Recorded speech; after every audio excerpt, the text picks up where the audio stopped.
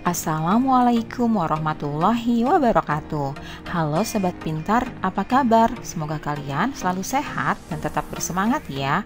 Jumpa kembali bersama Bu Guru di YouTube channel Guru Mandiri. Pagi hari ini Bu Guru akan menyampaikan materi pelajaran untuk SD kelas 4, tema 5, Pahlawanku, subtema 3, Sikap Kepahlawanan, pembelajaran ke-6. Namun sebelum kita mulai, marilah kita awali pembelajaran kita pagi hari ini dengan pembacaan doa terlebih dahulu ya.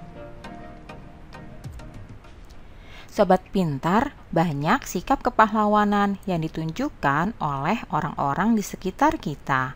Siapa saja mereka? Ayo kita cari tahu.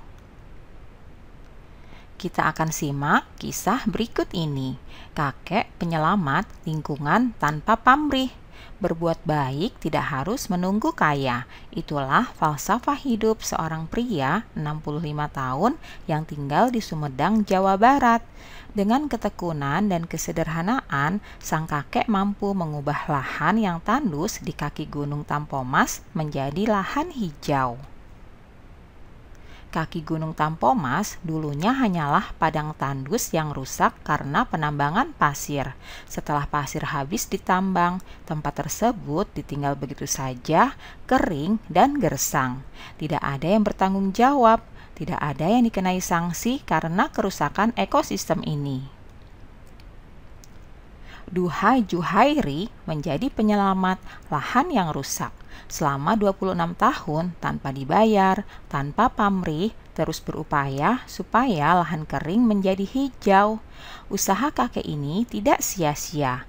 Kini puluhan petani dan peternak menggantungkan hidup dari jerih payah Juhairi.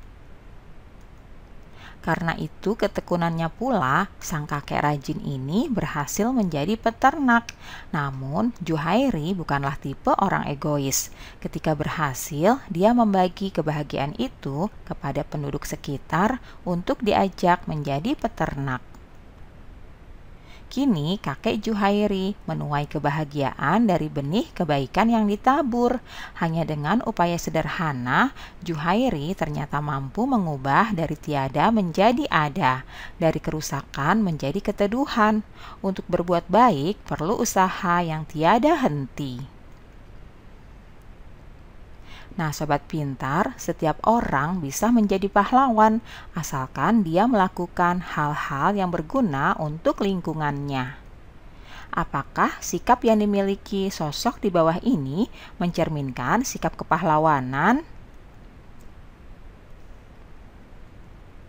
Kakek duha Juhairi mempunyai tanggung jawab sosial yang sangat tinggi.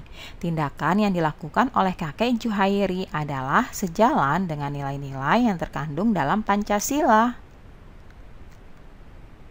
Sekarang coba jelaskan ya maksud dari pernyataan di atas tadi sehubungan dengan sila kelima Pancasila. Maksud pernyataan adalah sebagai berikut. Yang pertama, berusaha menolong orang lain sesuai kemampuan kita. Yang kedua, menghargai hasil karya orang lain dengan tidak mengejek karyanya. Kemudian, menjunjung tinggi nilai kekeluargaan, serta menghormati hak dan kewajiban orang lain. Dan yang terakhir, menyayangi sesama manusia. Itulah maksud dari pernyataan di atas sehubungan dengan sila kelima Pancasila. Nah, Sobat Pintar, kamu juga dapat menerapkan sikap yang menunjukkan tanggung jawab sosial dalam kehidupan sehari-hari, khususnya terhadap lingkungan.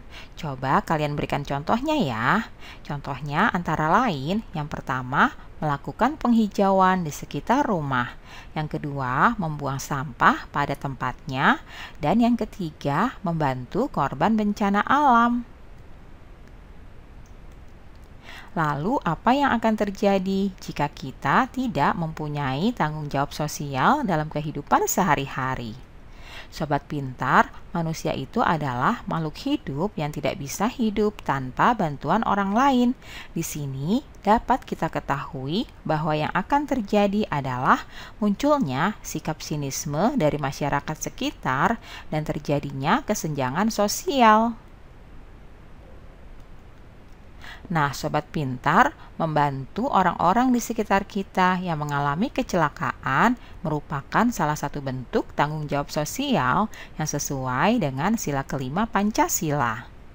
Kamu telah belajar cara-cara menangani cedera akibat luka, luka memar, dan juga luka melepuh.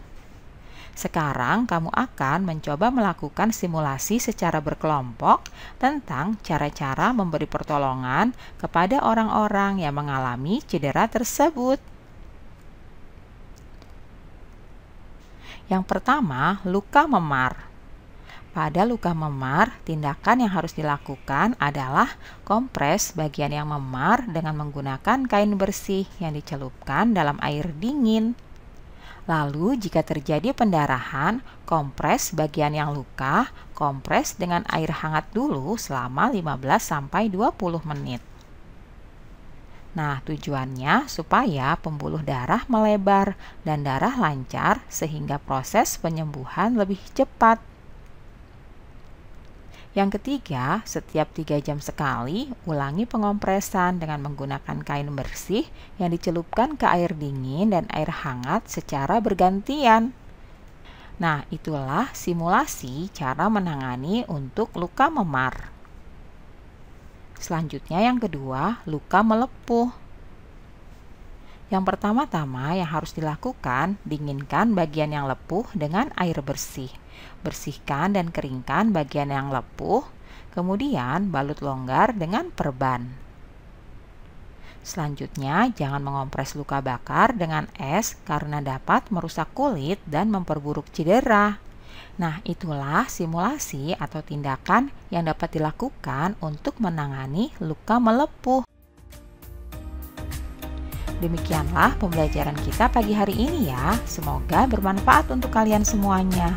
Sampai jumpa lagi pada video pembelajaran selanjutnya. Salam sehat dan tetap semangat. Wassalamualaikum warahmatullahi wabarakatuh.